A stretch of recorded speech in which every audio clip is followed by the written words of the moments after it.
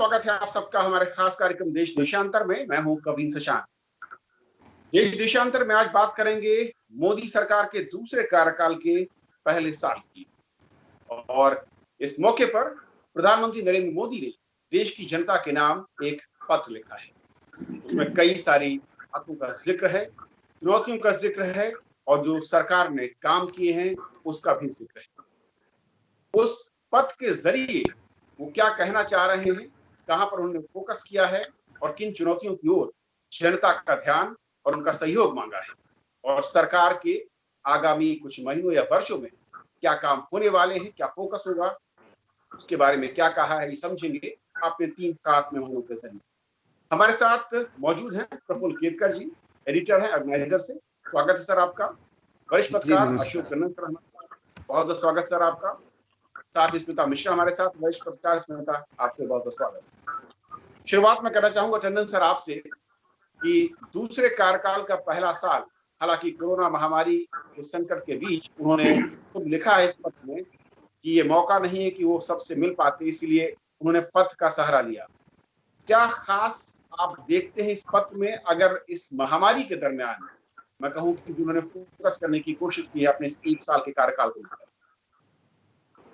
देखिए, ये 1 साल पूरा होने पर आमतौर पर, जैसा प्रधानमंत्री ने भी कहा, कि वो जनता के बीच में आते, उनसे संवाद करते और शायद सरकार की ओर से भी उपलब्धियों को उजागर करने की दृष्टि से बहुत कुछ किया जाता, पार्टी भी कई कुछ करती। लेकिन लॉकडाउन के चलते उन्होंने ये सबसे उपयुक्त रास्ता ढूंढा कि जनता के नाम एक पत्र लिखा जाए, और उस पत्र में ये भी स्वाभाविक है कि वो जो कुछ भी उपलब्धियां सरकार की रही उनको वो उजागर करें। लेकिन कुछ बातों की तरफ उन्होंने विशेष ध्यान दिया। जैसे उन्होंने कहा कि कई दशकों के बाद एक सरकार को दूसरी बार लगातार पूर्ण बहुमत का जो मैंडेट मिला, ये एक अद्भुत बात थी। और उन्होंने ये भी कहा, इससे जो उनको ऊर्जा मिली, इससे जो उनका आत्मविश्वास बढ़ा, उससे जो उनको प्रेरणा मिली, उसी के चलते वो ये सब काम करने में सफल हो गए। इसी के साथ उन्होंने देश के लोकतंत्र को भी एक तरह से सम्मान दिया, सलाम किया कि ये देश के लोकतंत्र की परिपक्वता है कि एक ही सरकार जो 5 साल काम कर चुकी है उसको दूसरी बार मैंडेट देना, तो लोकतंत्र को भी उन्होंने सलाम किया। और साथ में ये भारत का, इससे जो भारत की छवि बनी, एक बहुत ही वाइब्रेंट डेमोक्रेसी के तौर पर पूरी दुनिया ने माना। तो अब जब लगातार जनता सरकारें बदलती रही है और नेतृत्व परिवर्तन होता रहा है, एक पार्टी का राज नहीं है, ऐसे में एक स्थायी सरकार देकर जो जनता ने मैंडेट दिया, समझता हूँ उससे भारत के लोकतंत्र को भी बहुत बल मिला है। और उसी लोकतंत्र को जो मजबूती मिली, उसी के चलते ही प्रधानमंत्री नरेंद्र मोदी का दुनिया में जो एक सिक्का जमा है, क्योंकि भारत में एक सक्षम नेतृत्व दिया लोगों ने क्या मांगा था कि स्थायी सरकार, अगर स्थायी सरकार होगी तो देश में एक लोकतंत्र मजबूत होगा। उसके बाद ऐसा नेतृत्व जो सक्षम है, जो कुशल है, उस नेतृत्व में विश्वास जब व्यक्त किया तो दुनिया में भारत चले। और उसके चलते आज हम देखते हैं वही सक्षम नेतृत्व जो है दुनिया के जो बहुत अहम नेता हैं उनकी श्रेणी में आकर खड़ा हो गया। भारत के प्रति सम्मान बढ़ा है और उस सम्मान का जो एक, मैं समझता हूँ, बहुत बड़ा जो एक श्रेय है वो दुनिया भी प्रधानमंत्री नरेंद्र मोदी को दे रही है। तो ऐसे में उन्होंने जो चीज़ें आज कही कि सब यहाँ पर मिस गवर्नेंस से हमने गुड गवर्नेंस दिया है, भ्रष्टाचार की तो अब कोई बात ही नहीं है, तो ऐसे और जो भी उन्होंने अपनी योजनाएं बताई। लेकिन मुझे क्या लगता है, 2 विषय में कहना चाहूँगा कि इस दौरान 5 साल पहले और इस साल में जो आलोचना हुई है वो 2 विषयों पर आलोचना होती रही है प्रधानमंत्री नरेंद्र मोदी की। एक तो क्षेत्रीय दलों की ओर से शिकायत रही कि फेडरलिज्म को उन्होंने अंडरमाइन किया। लेकिन अभी हमने देखा कि लॉकडाउन के चलते भी, साइक्लोन में प्रधानमंत्री किस प्रकार से पश्चिमी बंगाल भी गए, उड़ीसा भी गए, और आज सभी राज्यों को जिस प्रकार से पूरी तरह से एक आर्थिक सहायता दी जा रही है, तो उस मत पर भी जो आलोचना है वो लगभग समाप्त हुई है। और उसके पर आलोचना हुई है वो है freedom of speech and expression, media की आज़ादी के बारे में। मुझे वो दिन याद है जब भारत में क्या हो रहा है इमरजेंसी में, हमको बीबीसी सुनना पड़ता था। आज देश का हर प्रकार का चित्रण, चाहे वो माइग्रेंट लेबर का हो, वो हमारा मीडिया पूरी तरह से दिखा पा रहा है और भारत के लोगों को किसी विदेशी मीडिया पर निर्भर नहीं होना पड़ रहा। तो मीडिया की स्वतंत्रता भी जिस प्रकार से उजागर हुई है और फेडरलिज्म, ये दो मुद्दे ही केवल आलोचना का एक मुद्दा विपक्ष को मिला था, उस पर भी उन्होंने एक तरह से खरा उतर कर दिखाया है।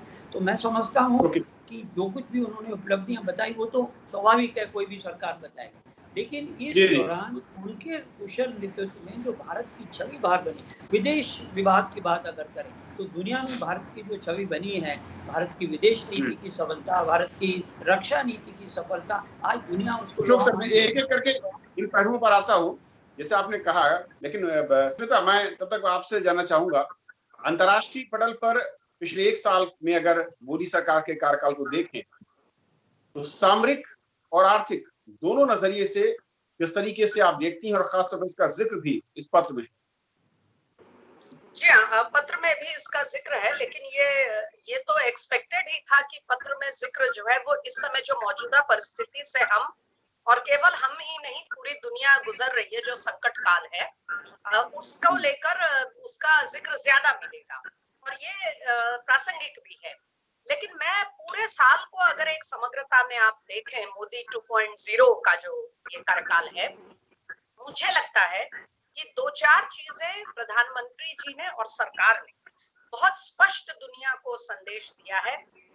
मिसाल के तौर पर धारा 370 का जो मुद्दा है, सिटीजनशिप अमेंडमेंट बिल, जो नागरिकता कानून में हमने संशोधन किया, ट्रिपल तलाक का फैसला, आर्थिक पटल पे हमने बहुत सारे बहुत फार रीचिंग, बहुत दूरगामी हमने रिफॉर्म्स की घोषणा की है। इन सब को, और आज जब हम कोरोना के संकट से जिस तरीके से हमारा देश इस लड़ाई को लड़ रहा है, मुझे लगता है कि पहले मैं कोरोना के पहले का जो एक समय है, जो अवधि है, उस पर आना चाहूंगी। देखिए सचान जी, नरेंद्र मोदी और उनकी सरकार के जो वरिष्ठ लोग हैं, उन्होंने दुनिया को ये स्पष्ट संदेश दिया है कि हम कोई अकेले रहकर नॉर्थ कोरिया की तरह दुनिया से कुट्टी करके हम जीने वाले में नहीं है, क्योंकि आज भारत उस पेडेस्टल पे, उस मंच पे आ खड़ा हुआ है जहां कोई भी दुनिया में बड़ा विषय हो, बड़ा प्रश्न हो, बड़ी चुनौती हो, तो उसको कैसे उससे लड़ना है, इसमें कुछ अन्य देशों के साथ भारत के नेतृत्व की ओर भी देखा जा रहा है। भारत को भी दुनिया के हर महत्वपूर्ण और दूरगामी जो विषय हैं, उनमें भारत की मंशा, भारत के विचार, भारत के ओपिनियन को काफी अहम रूप स्थान दिया जा रहा है। तो इसीलिए हम किसी रूप में अपने आप को आइसोलेट नहीं कर सकते, बल्कि हम नेतृत्व, एक लीडरशिप पोजीशन के लिए अपने आप को तत्पर हम रख रहे हैं। लेकिन हमारे देश से जुड़े, हमारी जनता के हित के, हमारे विचार के जो मुद्दे हैं, उन पर दुनिया की दादागिरी हम नहीं मानेंगे। लेकिन भारतीय नेतृत्व ने साफ कर दिया कि जब हम अपने देश के दूरगामी हितों को ध्यान में रखकर कोई फैसला करते हैं, तो बाहर की कोई ताकत हमें डिक्टेट नहीं करेगी। ये एक बात हुई। दूसरा है कोरोना काल का जो विषय है खास तौर पे, अब चाहे उसमें आत्मनिर्भर भारत से संबंधित जो पैकेज के तमाम बिंदु आए हैं, आपने भी गौर किया होगा कि वो जो पैकेज के घोषणाएं हैं, वो केवल इस समय कोरोना से जूझने तक सीमित नहीं है, वो देश को आर्थिक रूप से एक नए सेल्फ रिलायंस के एक स्थान पर लाने के लिए बहुत दूरगामी सोच के साथ वो पैकेज लाया गया है। दूसरा है, कोरोना एक ऐसी चुनौती हमारे सामने आई है जो केवल ना तो भारत को प्रभावित करेगी, ना कोई एक दो देशों को, ये पूरी दुनिया के सामने एक संकट काल है। ऐसे संकट काल में क्या हम छोटे छोटे, अपने बहुत छोटे छोटे मुद्दों को सामने रखेंगे, या हम बड़े पिक्चर को, बड़ी तस्वीर को ध्यान में रखकर काम करेंगे? इसीलिए आपने देखा होगा, टंडन जी ने पहले ही इसका जिक्र किया है, मैं उसको ज्यादा नहीं दोहराना चाहती। जब प्रधानमंत्री जी ने 2014 में जिम्मेदारी संभाली थी, उस पहले कार्यकाल में, तो नीति आयोग का गठन हुआ था और नीति आयोग के संदर्भ में उन्होंने एक टीम इंडिया की बात कही थी, जिसमें केंद्र सरकार भी भागीदार होगी और हमारे सभी मुख्यमंत्री उसमें होंगे। मुझे लगता है साचान जी, टीम इंडिया कैसे चुनौतियों से जूझ सकती है, टीम इंडिया का कॉन्सेप्ट क्या है, इसका अगर सबसे बढ़िया मिसाल हमारे सामने है तो वो अभी इस समय है जब हम कोरोना से लड़ रहे हैं, क्योंकि ये ऐसी लड़ाई है जिसमें प्रशासन के न्यूनतम स्तर तक हमें सहयोग चाहिए और ऊपर जो सबसे वरिष्ठ स्तर है वहां तक भी चाहिए। ये एक ऐसी चुनौती है जिसमें सरकार, प्रशासन और देश, इसीलिए आज प्रधानमंत्री जी का जो पत्र है मुझे लगता है बहुत ही एक टचिंग, एक हर किसी को कनेक्ट करने, छूने वाला वो एक पत्र है। बहुत लंबा पत्र हालांकि नहीं है। मुझे उस पत्र को पढ़कर आज सवेरे ऐसा लगा कि जैसे देश के हर नागरिक को ऐसा महसूस होगा कि वो पत्र उसी के लिए लिखा जा रहा है, ताकि वो अपने आप को अकेला ना समझे। और सबसे बड़ी बात, उसमें देश की सरकारों या सत्ता का वो नहीं है, उसमें ये बताया गया है कि देश के हर नागरिक की ताकत क्या है। इस तरीके से स्मिता आपने कहा कि कोरोना काल में जो भी हालात हैं, न सिर्फ देश में बल्कि दुनिया के अलग अलग देशों में, और प्रफुल्ल ऐसे में बहुत अहम हो जाता है ये समझना और ये देखना कि अगर हम पीछे मुड़कर देखें, कार्यकाल जो पहला था और दूसरे कार्यकाल का एक साल, जो डीबीटीज स्कीम सरकार ने लॉन्च की, सामाजिक सुरक्षा का जो दायरा बढ़ाया गया, क्या उसी का नतीजा है कि परेशानियों में बहुत ज्यादा कमी दिखी? हालांकि वो खत्म नहीं हुई, जिसका जिक्र प्रधानमंत्री ने खुद अपने पत्र में लिखा है, लेकिन वो मील का पत्थर साबित हुए इस कोरोना महामारी के संकट के बीच में। प्रफुल्ल देखिए, एक महत्वपूर्ण शब्द का प्रयोग किया है उन्होंने, चाहे अपने श्रमिकों हो, चाहे माइग्रेंट वर्कर्स हो, आर्टिजन्स हो, क्राफ्ट्समैन हो, हॉकर्स हो, इनका सबका जिक्र किया है और उनको किस हालात से गुजरना पड़ रहा है, उनकी सफरिंग की भी बात की है। लेकिन एक महत्वपूर्ण शब्द का प्रयोग किया है, our inconveniences we are facing do not turn into disasters. इसका हमें ध्यान रखना चाहिए। ये हमें कुछ असुविधा जरूर हुई है, लेकिन इसको हमें एक बहुत बड़ी आर्थिक संकट में नहीं अपने आप को ढकेलना है और इसके लिए हमारा मन बनाना है। तो मुझे लगता है एक सटल बट महत्वपूर्ण मैसेज इसमें है जिसकी बात आप कर रहे थे। और जिन आंकड़ों की बात की है, 20 लाख करोड़ के पैकेज का तो प्रधानमंत्री ने जिक्र किया ही है, लेकिन जिस तरह से चाहे सेल्फ हेल्प ग्रुप की बात की है, चाहे उनकी जो संख्या है वो 10 लाख से 20 लाख करने की बात की है, मुझे लगता है कि उनको उतना श्रेय नहीं दिया जाता, क्योंकि सेल्फ हेल्प ग्रुप ने इस पूरे कोरोना संकट में एक महत्वपूर्ण भूमिका निभाई है। इसके सिवा प्रधानमंत्री ने जो जिन सोशल स्कीम्स का उल्लेख किया है, चाहे वो ट्रेडर्स को लेकर हो, चाहे वो एकलव्य मॉडल को लेकर हो, व्यापारी कल्याण बोर्ड की मैं बात कर रहा हूं, फिर मंथली जो पेंशन स्कीम जो सीनियर सिटीजन है उनके लिए हो, ये सारा जो लेकिन मुझे लगता है कि जैसे पिछले कार्यकाल का यदि हम ये कहें कि जनधन योजना और फाइनेंशियल इंक्लूजन एक यूएसपी था, उसके साथ साथ शौचालय एक ट्रेडमार्क, क्लीनलीनेस, स्वच्छ भारत एक ट्रेडमार्क था। मैं मानता हूं कि यदि पिछले वर्ष भर को मैं देखूं तो प्रधानमंत्री जी ने अपने पत्र में जैसे राम जन्मभूमि है, जम्मू कश्मीर है, सीए है, इनका सबका उल्लेख किया ही है। और इंटरेस्टिंगली सीए को उन्होंने बहुत स्ट्रांगली डिफेंड किया है as a spirit of inclusiveness. Sir, क्योंकि जिस तरीके से कार्यकाल में उपलब्धियों के साथ साथ चुनौतियों की शुरुआत काफी तेजी के साथ हुई है कोरोना महामारी के चलते, दो पहलू हैं जिनको मैं समझना चाहूंगा कि अंतर्राष्ट्रीय अगर हम परिदृश्य को देखते हैं, वहां पर जिस तरीके के सामरिक गठबंधन या जो सामरिक ताकत के तौर पर देखूं मैं, अगर पिछला कार्यकाल से जहां पर आगे बढ़े इस पहले कार्यकाल, इस दूसरे कार्यकाल के पहले साल में, और साथ ही साथ आर्थिक तौर पर मजबूती, भले ही कोरोना का संकट हो, जो भरोसा या विश्वसनीयता, उस दिशा में कैसे देखते हैं इस दूसरे कार्यकाल के पहले साल? देखिए, दूसरे कार्यकाल की अभी एक तरह से शुरुआत ही है। एक पहला साल बीता है, उसमें भी हम देख रहे हैं पिछले 2-2.5 महीने से कोरोना का भी ये संक्रमण चल रहा है।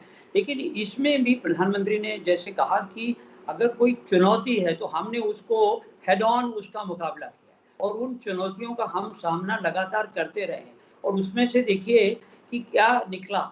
आज भारत फार्मास्यूटिकल के फ्रंट पर दुनिया का सबसे अग्रणी देश बन गया है। 150 देशों को भारत अगर दवाइयां उपलब्ध करा सकता है तो वो एक किसी विकासशील देश की तस्वीर नहीं है।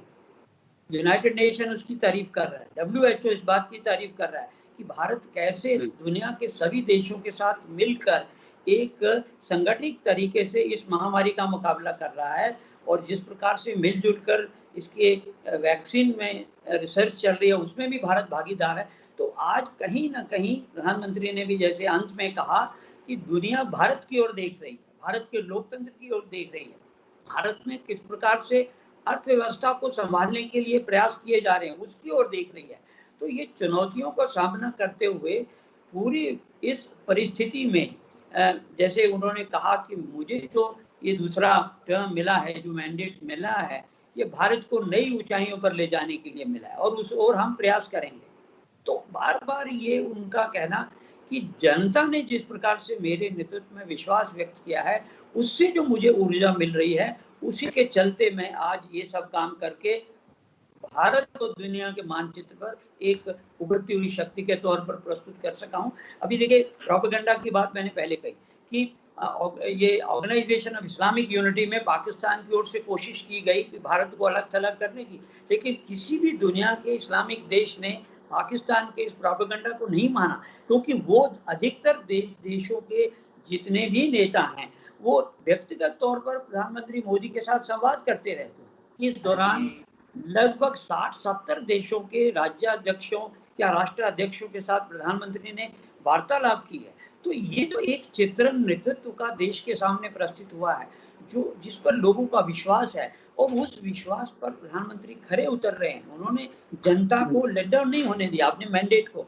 तो कुल मिलाकर मैं समझता हूँ कि हम लोगों के लिए सरकार तो अपनी उपलब्धियां गिनाएगी लेकिन देश की जनता के लिए जो टेक अवे है इस एक साल के दूसरे टर्म का और प्रधानमंत्री मोदी के नेतृत्व का वो ये है कि जिस व्यक्ति में जिस नेतृत्व में उन्होंने विश्वास व्यक्त किया था वो उस विश्वास पर पूरे खरे उतर रहे हैं और खरे ही नहीं उतर रहे हैं और देश की परिस्थिति को भी संभालते हुए और देश में सभी तरह के जो पहलू हैं उनसे बातचीत करते हुए, संवाद करते हुए, मीडिया से संवाद करते हुए, विपक्ष से संवाद करते हुए, अंतरराष्ट्रीय स्तर पर भी संवाद करते हुए पूरी दुनिया में एक तरह से एकीकरण का आज अगर आप देखें तो दुनिया के बहुत बड़े बड़े देशों के नेता अपने देश की इसी कोरोना की समस्या से इस बुरी तरह से उलझे हैं कि उनको दुनिया की तरफ देखने की फुर्सत नहीं है। लेकिन यहाँ प्रधानमंत्री देश की स्थिति संभालने के बावजूद भी दुनिया के हर छोटे बड़े विकसित विकासशील अफ्रीका, एशिया सब देशों के छोटे से छोटे देश के नेता से संपर्क साधकर उनसे सहयोग की एक तरह से उनको पेशकश कर रहे हैं। ये मामूली बात नहीं है। और भारत जैसे लोकतंत्र में 130 करोड़ लोगों की अपनी कितनी समस्याएं हैं, ऐसे में हम दुनिया के छोटे देशों की फार्मास्यूटिकल जरूरतें पूरे करने की बात कर रहे हैं और सहयोग करने की जल्दी से जल्दी। तो ये जो एक नेतृत्व कुशल नेतृत्व का चित्रण हुआ है मैं समझता हूँ कुल मिलाकर इस एक साल की उपलब्धि में इससे बड़ा कुछ और योगदान नहीं हो सकता जो ऐसे नेतृत्व ने देश को और दुनिया को प्रदान किया है। स्मिता, एक महत्वपूर्ण पॉइंट जो कहा जाता था कि जब भी कोई सरकार बनती है किसी भी दल की रही हो शहरों और गांवों के बीच में खाई बनती है और पिछले 6 साल के कार्यकाल में जिसका जिक्र इस पत्र में भी है कि जो सरकार का एजेंडा या कोशिश जो प्रयास किए गए शहरों और गांवों के बीच की खाई को पाटने की दिशा में महत्वपूर्ण कदम और नीतियों के लिहाज से उससे आप कैसे देखते हैं? नहीं, बिल्कुल ये बहुत ही इस समय हमारे लिए, वैसे तो ये विषय बहुत पहले ही लिया जाना चाहिए था पूर्ववर्ती सरकारों की ओर से। मुझे याद है अब वो हमारे जब पूर्व राष्ट्रपति कलाम साहब बीच बीच में जो बात करते थे जो शहरी क्षेत्र हैं और ग्रामीण क्षेत्र हैं इनके बीच में एक सहयोग और परस्पर इनमें विकास को लेकर जो सहयोग बात उठाया करते थे तो कोई ध्यान नहीं देता था उस समय। लेकिन आप सच मानिए साचान जी, आज सबको ये समझ में आ गया है, खास करके कोरोना ने हमारी आंखें खोल दी है और इस कोरोना की चुनौती ने हमें एहसास दिलाया, ये जो माइग्रेंट्स को लेकर इतनी बड़ी एक संकट, एक जो परिस्थिति आज हमारे सामने पैदा हुई है, इसका कारण क्या है? इसका सीधा कारण है कि विकास जो हमारा है वो इक्विटेबल नहीं है, विकास जो हमारा है वो बैलेंस नहीं रहा है। कुछ क्षेत्र हैं जो बहुत आगे निकल गए और कुछ क्षेत्र हैं जो इतने पिछड़े रह गए कि वो उन चुनिंदा इलाकों के रोजगार पर ही उनके घरों के चूल्हे जल रहे हैं। आज जो ये माइग्रेंट है, जो सरकार की ओर से अपील करने के बावजूद, उसको राहत देने के बावजूद वो तैयार नहीं है रुकने को। वो चाहता है मैं अपने गांव लौट जाऊं, क्योंकि उसको अपनी मिट्टी, अपना गांव, अपनी जड़ों से दूर उसके अंदर एक इनसिक्योरिटी, असुरक्षा, चिंता की भावना है। तो ये स्थिति क्यों होनी चाहिए थी? 70 सालों में क्या ऐसा नहीं होना चाहिए था कि जिस व्यक्ति की जो टैलेंट है, जो स्किल है, जो क्षमता है, उसको कम से कम अपने गांव में नहीं तो अपने आसपास के जिलों या प्रदेश में तो रोजगार मिल जाता। भले ही हर गांव में ना मिले, हर गांव में रोजगार मिल जाए, ये तो एक आदर्श स्थिति होगी। मुझे लगता है वो बहुत कठिन है, लेकिन कम से कम अपने प्रदेश या पड़ोस के प्रदेश में उसको काम मिल जाता। कोई व्यक्ति झारखंड और पश्चिम बंगाल से तमिलनाडु और केरल और गुजरात तो न जाता। लेकिन खैर, अब वो बहुत बड़ी चर्चा हो जाएगी।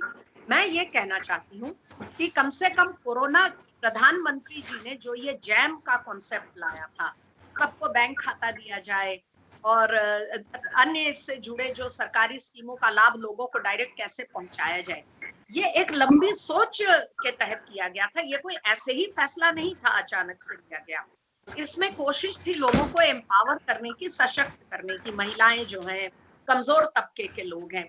आज आप देखिए, कम से कम हम कोरोना की ने जो हमें जगाया है, तो अब हम कम से कम जाग जाएं और हमारी कोशिश ये हो कि जितने लोग हैं वो कम से कम अपने गांव में नहीं तो अपने आसपास के जिलों या पड़ोसी प्रदेश में वो रोजगार उनको मिल जाए। उनको ज्यादा, जब प्रधानमंत्री जी कहते थे बार बार कि आप जॉब क्रिएटर बने, हमेशा जॉब सीकर बनने से नहीं चलेगा। ये जो मुद्दे हैं, मैं ये आज कहना चाहती हूँ कि अब हमें जो आत्मनिर्भर भारत का जो एक विचार, ये कॉन्सेप्ट जो हमारे सामने सरकार ने दिया है, हमें इसको और ज्यादा इस पर काम करने की जरूरत है।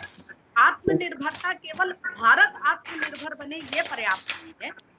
भारत के तमाम इलाके आत्मनिर्भर बने और इसमें बहुत बड़े पैमाने पर हमें अपने मंत्रियों के साथ और उनके विचारों की भी जरूरत है। मुझे लगता है कि गांव देहात के विकास में जो गैर बराबरी थी और भारत के कुछ हिस्सों और दूसरे हिस्सों के बीच जो गैर बराबरी थी, इस दोनों के चलते आज हम इस संकट में फंसे हैं। प्रधानमंत्री जी ने पहले कार्यकाल से ही कहा था कि अब मैं ईस्टर्न भारत, जो विकास के लिहाज से सबसे पिछड़ा रह गया, उसको ध्यान देना चाहिए। उसको लेकर जो तमाम नीतियां बनी थी, अब उनका नतीजा सामने आने में समय लगेगा, लेकिन कम से कम हम कोरोना को एक खतरे की घंटी समझ करके अब हम जाग जाएं। मुझे लगता है मुख्यमंत्रियों को इसमें ज्यादा उनकी भूमिका है, क्योंकि अपने अपने प्रदेश में वो कैसे अपने, आप देखिए यूपी सरकार ने पहल कर दी। यूपी सरकार ने पहले ही एमएसएमई के जो एसोसिएशन है और रियल एस्टेट वाले, उन सबके साथ वो एमओयू कर रहे हैं। क्या उस भारत के लिए भी उनको उस योजनाओं को जमीन पर उतारना होगा? प्रफुल्ल जी, एक आखिरी मैं चाहूंगा जवाब आपका, जी बहुत संक्षेप कि अगर मुख्यमंत्री गण हमारे सरकार केंद्र के साथ मिलकर इस दिशा में सोचेंगे तो इसका लाभ उन्हीं को मिलेगा, क्योंकि प्रदेश ही उनका इकोनॉमिक रूप से विकसित होगा। इसमें फायदा भी प्रदेशों का ही है। प्रफुल्ल जी, क्योंकि काफी कुछ हम लोगों ने चर्चा की, लेकिन एक बात जो इस पत्र में प्रधानमंत्री ने कही है वो भी गौर करने लायक। मैं उस पर थोड़ा सा चाह रहा था कि अगर आप रोशनी डाल पाए। उन्होंने लिखा कि ऐतिहासिक निर्णय हुए, विकास की अभूतपूर्व रफ्तार के साथ हम आगे बढ़ रहे हैं, लेकिन मुझे पता है कि चुनौतियां भी कई हैं और समस्याएं भी। ये इशारा किस तरफ है और जनता से एक सहयोग की बात वो कर रहे हैं, किस तरीके का सहयोग? देखिए, वो जानते हैं कि उन्होंने आह्वान करने के बाद जनता हमेशा उनके साथ खड़ी रही है। वो एक ग्रेट कम्युनिकेटर रहे हैं और आने वाले समय के चैलेंजेस बड़े रहने वाले हैं, खास करके आर्थिक फ्रंट पर। और ऐसे में जनता का सहयोग, मैं एक इंपॉर्टेंट स्टेटमेंट जो उनके लेटर का है कि in economic domain 130 crore Indians can not only surprise the world but also inspire it. वो पूरे विश्व को, हम भारतीय जो है 130 करोड़ भारतीय, पूरे विश्व को जैसे हमने फाइट किया है कोरोना के अगेंस्ट, हमने विश्व को बहुत सारे ऐसे हमारे सो कॉल्ड वेल विशर्स थे जो प्रेडिक्शंस कर रहे थे 2 लाख मृत्यु होंगी, भारत में पूरी तरह से अंधाधुंध मच जाएगी, सोशल अनरेस्ट की अभी भी खबरें चलाने वाले इंटरनेशनल मीडिया में लोग हैं। लेकिन जिस तरह से भारत ने एक परफॉर्मेंस दिया है, चाहे फैटेलिटी रेट हो चाहे रिकवरी रेट हो, ये अपने आप में बहुत लोगों को चौंकाने वाला है। ये चौंकाने की क्षमता हम में है, आर्थिक फ्रंट पर भी वो हम कर सकते हैं। ये विश्वास एक तरफ प्रधानमंत्री दिला रहे हैं, लेकिन वो करते हुए उन्होंने एक महत्वपूर्ण अंत में जो संस्कृत का श्लोक उद्धरण में लाया है कि कृत्मम में दक्षिणे हस्ते जयो में सत्याहित्या। यदि हमारे हाथ, हमारे कृति और कर्तव्य, इनकी जोड़ अपने एक हाथ में है तो दूसरे हाथ में यश निश्चित है।